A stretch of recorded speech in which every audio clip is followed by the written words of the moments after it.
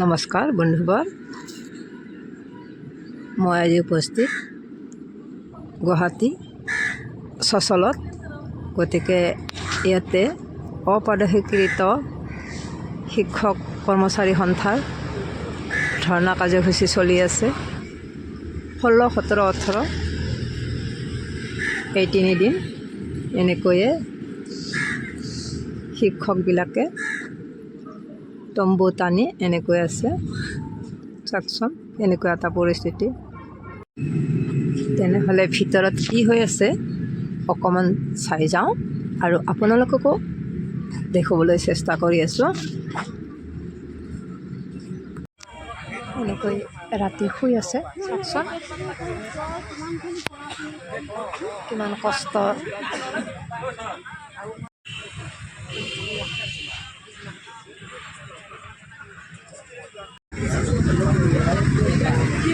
এনেকৈ ৰাতি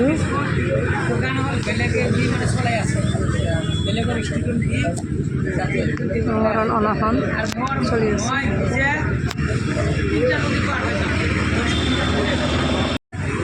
গাড়ীসমূহ এনেকৈ ৰাতিয়ে দিনে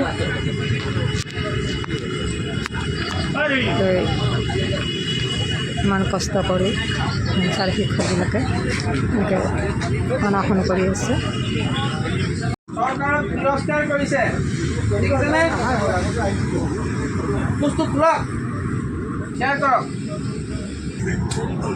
এনেকৈ ভেঞ্চাৰ স্কুলৰ শিক্ষকসকলে ভাত পানী নোখোৱাকৈ এনেকৈ ঠাণ্ডাত কঁপি আছে। চাওকচোন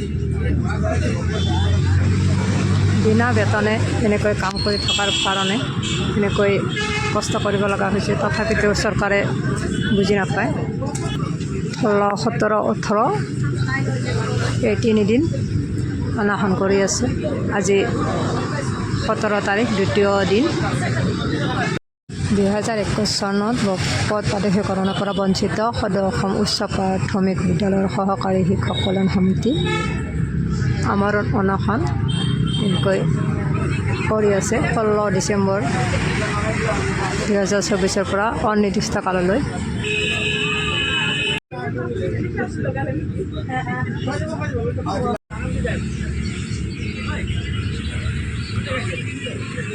এনেকৈ শুই আছোঁ আৰু আমি ৰাজহুৱাভাৱে আত্মহত্যা দিবলৈ যাব পাৰোঁ। হ'ব পাৰে আমি এতিয়ালৈকে চেনেল আহিছে, কাইলৈ 11টাৰ ভিতৰত যদি কোনো খবৰ নাপাওঁ আমি হয়তো কৈ আছে স্কুল এখনৰ কথা। ডাঙৰ মন্তব্য কৰিছে তেওঁলোকে। আমি এনেকুৱা ধৰণৰ কাৰ্যসূচী যাতে নহওক আমি তাকে আশা কৰিছোঁ। আমি পুনৰ দেখুৱাব চেষ্টা কৰিছোঁ। এয়া হৈছে নিশা ভাত পানী নোখোৱাকৈ এনেকৈ অনশন কৰি আছে। এই ঠাণ্ডাত ঠাণ্ডাত কম্বল লৈ আঠুৱা এনেকুৱা আঠুৱা এটা নিছে।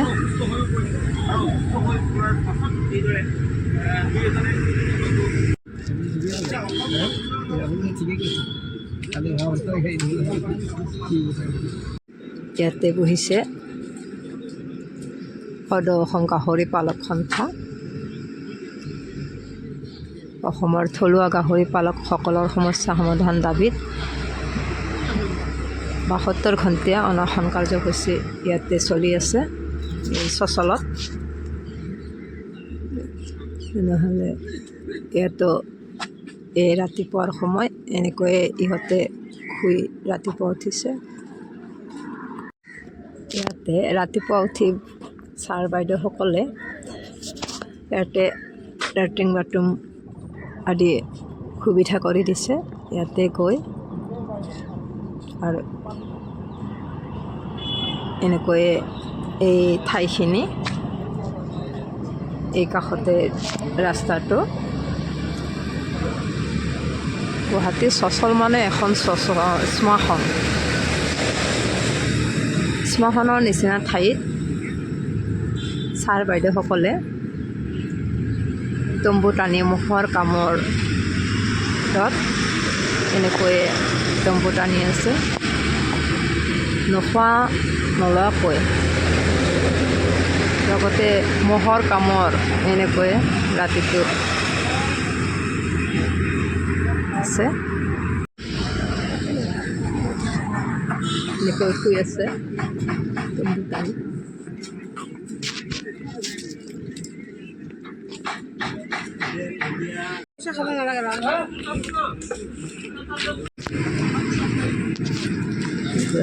ৰাতিপুৱাৰ পৰিৱেশ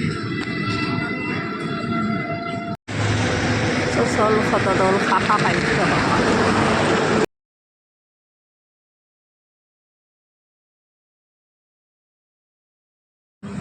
উপস্থিত আছে নিউজ লাইভ বহুতো মিডিয়া আহি এনেকৈ আহি গৈ আছে কিন্তু ওপৰৰ পৰা কোনো এতিয়ালৈকে আহি পোৱা নাই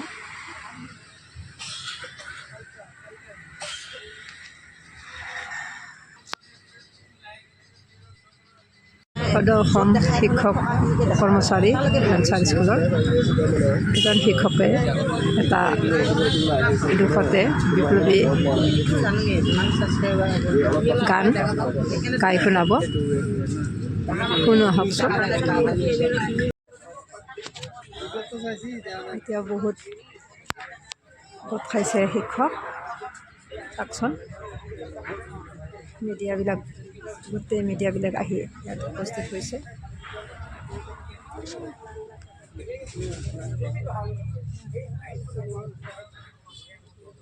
তথাপিতো ওপৰৰ পৰা কোনো আহি পোৱা নাই এতিয়ালৈকে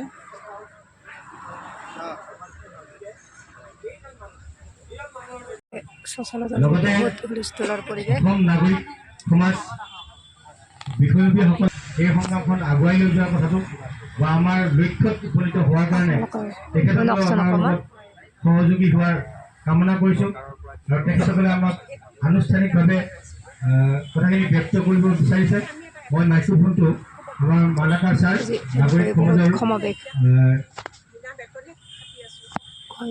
সাধাৰণ সম্পাদক অসম ৰাজ্যিকৰ অসম নাগৰিক সমাজৰ সাধাৰণ সম্পাদক মই তেখেতক দিছোঁ তাৰপিছতে আমাৰ ৰাতুল গোস্বামী ছাৰ আছে প্ৰাথমিক শিক্ষক কৰ্মী তাৰপিছত আমাৰ দত্ত বাইদেউ আছে বাইদেউ আপুনিও ইন্দ্ৰাণী দত্ত বাইদেউ আছে বাইদেউ আমাৰ এই চানমাৰী যিখন কনফাৰেঞ্চ হৈছিল তাতেও বাইদেউ চিনি পাইছে কিন্তু বাইদেউ গৈছিলে আমাৰ তাতে আমাৰ সমস্যাৰ লগত তেখেতে জড়িত গতিকে আমি তিনিওজনকে আমি সদৌ ঔপাধিক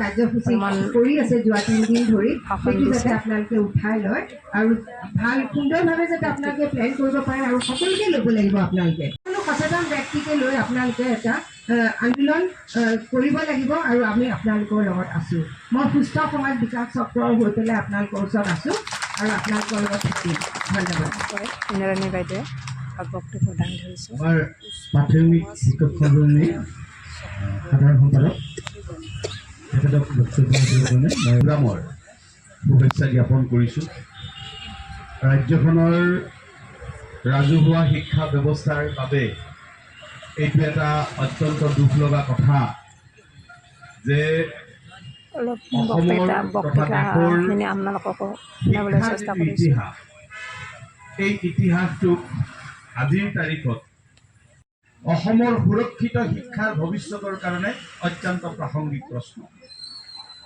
আমাৰ প্ৰশ্ন ইয়াৰ আগতেও আপোনালোকৰ এই কাৰ্যসূচীলৈকে আহিছিলোঁ এতিয়াও আহিছোঁ আগতেও কৈছোঁ এতিয়াও কম যে অকল শিক্ষক শিক্ষয়িত্ৰীসকলৰ স্বাৰ্থতেই নহয় আমাৰ চাকৰিটো প্ৰাদেশিকৰণ হ'ব আমি চৰকাৰী চাকৰিয়াল হ'ম কেৱল তাৰ স্বাৰ্থতেই নহয় এই বিদ্যালয়সমূহত পঢ়ি থকা আজি অসমত যিমান ল'ৰা ছোৱালীয়ে ৰাজহুৱা শিক্ষানুষ্ঠানত পঢ়ি আছে তাৰে অতি কমেও 20% শিশুৰ দায়িত্ব এই বিদ্যালয়সমূহে গ্ৰহণ কৰি আছে এই বিদ্যালয়ত শিক্ষা গ্ৰহণ কৰি থকা শিশুসকলৰ দায়িত্ব ৰাজ্য চৰকাৰৰ আছে নে নাই যদি নাই ঘোষণা কৰি দিয়ক যে আমি শিক্ষা অধিকাৰ আইন বনাইছোঁ কিন্তু এই শিশুসকলক আমি তাৰ পৰা দূৰত ৰাখিছোঁ ঘোষণা কৰক সেইটো কিন্তু নকৰে তেওঁলোকে আমাৰ এই বিদ্যালয়সমূহতে এই শিশুসকলক পঢ়ি থাকিবলৈ দিছে অথচ শিশুসকলক দিব লগা সুবিধাখিনি দিয়া নাই।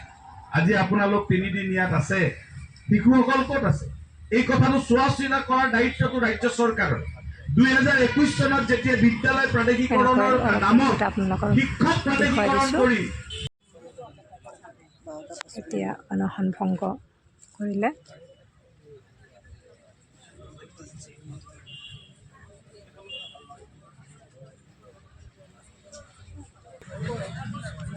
প্ৰাথমিক শিক্ষা খণ্ডৰ পৰা আহি অনশন ভংগ কৰোৱালে আৰু তাৰ পৰা পানী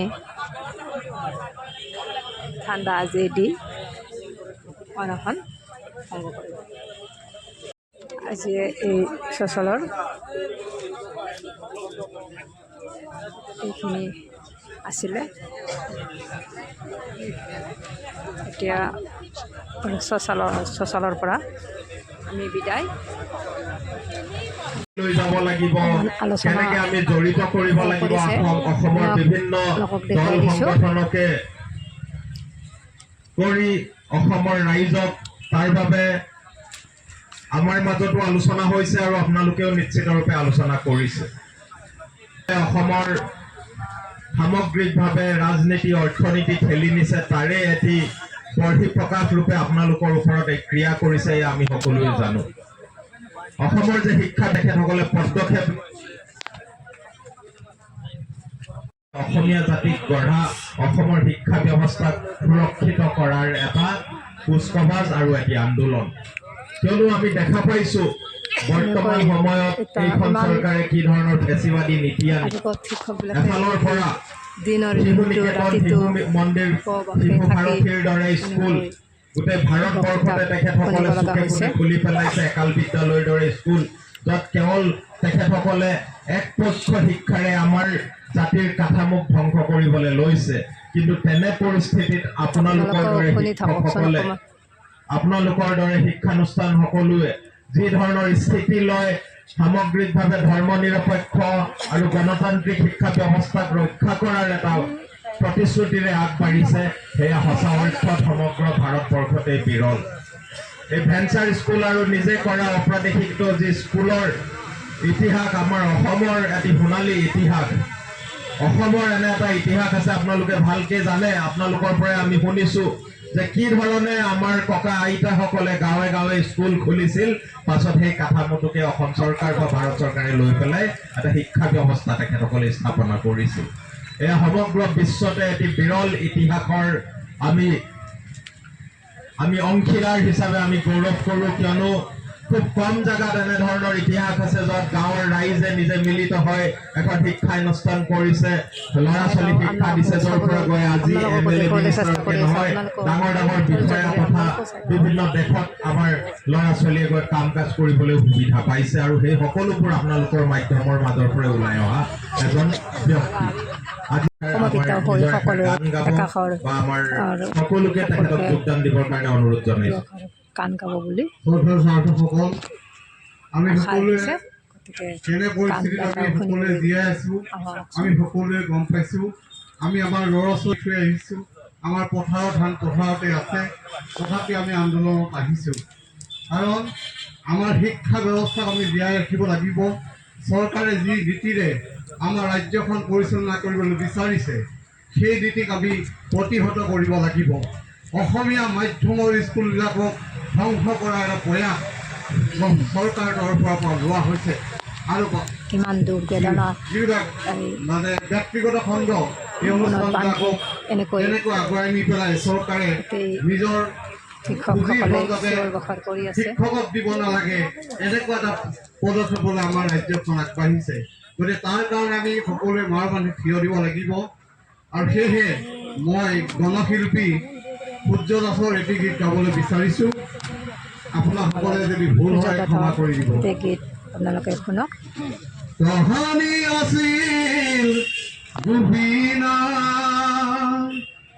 আৰু আছিল জ্যোতি প্ৰসাদ আৰু আছিল অম্বিকা আৰু আছিল বিষ্ণু ৰাভা। দেশ গ'ল গ'ল বুলি ক'ব গোল গোল বুলি কবলৈ তাহানি আছিল গোপীনাথ আৰু আছিল জ্যোতি প্ৰসাদ আৰু আছিল অম্বিকা আৰু আছিল বিষ্ণুৰাভা দেশ গল গল বুলি কবলৈ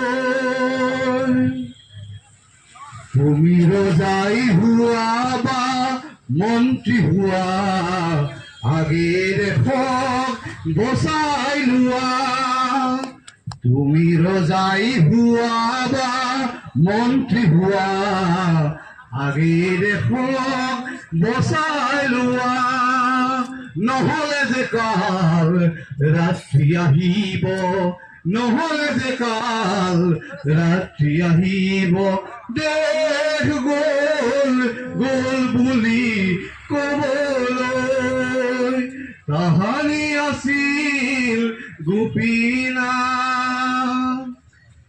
সময় হল আগলৈ যোৱাৰ এতিয়া সময় হল ভাবি চোৱাৰ মূলাসতী জয়মতী আহি আছে হাঁহি হাঁহি মূলাসতী জয়মতী আহি আছে হাঁহি হাঁহি আশীষ দি গল গল বুলি কবলৈ দেশ গল গল বুলি কবলৈ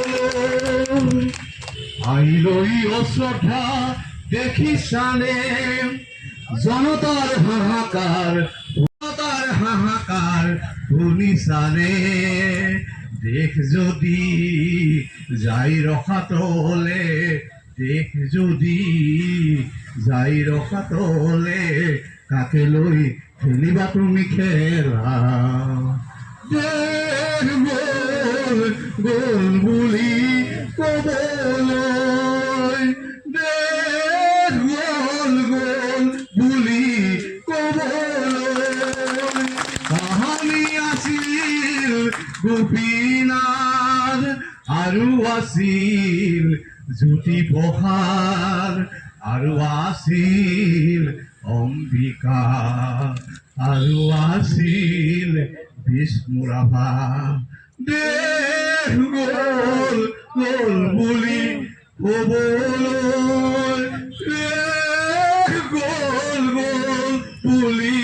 কবলৈ কেনেকৈ দুখতে কেনেকৈ গান গাইছে চাওকচোন গতিকে আমি ইমান দুখত গান সকলোৱে আমি সকলোৱে গান জীয়াই গাইছে থাকিব লাগিব সুখে সুখে আৰু জীয়াই এই থাকিবলৈ হিমন্ত বিশ্ব এনেকৈ গান শৰ্মাক গাইছে আমি বাধ্য কৰাব লাগিব যে আমাৰ জীৱন কিয় নহ'ব তেওঁ যদি স্কুটি দিব পাৰে তেওঁ যদি অৰুণোদয় দিব পাৰে তেনেহ'লে আমাক কিয় দিব নোৱাৰে কি এনে কথা আছে তেওঁ দেউতাকৰ ঘৰৰ পৰা আমাক টকা দিব নালাগে আমাৰ টকাৰে আমাক দি আছে সেই কথা ৰাইজে উপলব্ধি কৰিব লাগে আজি বস্তুৰ মূল্য কিমান হৈছে সেইটো অনুভৱ কৰক আমি আজিৰ তাৰিখতো 70 টকা পিঁয়াজ খাব লগা হৈছে গতিকে কাৰ পইচা নি পেলাই ক'ত বিলাইছে আৰু তেওঁৰ ৰাজনৈতিক স্বাৰ্থ বৃদ্ধি কৰিছে এয়া আমাৰ বেছিভাৰী চৰকাৰৰ লক্ষণ সেই লক্ষণৰ পৰা আমি আঁতৰি আহিব লাগিব আমি প্ৰতিবাদ কৰিব লাগিব আমি জীয়াই থাকিব লাগিব ধন্যবাদ ইমান সুন্দৰ এখন ব্যক্তি ব্যক্ত কৰিছে মনৰ কথা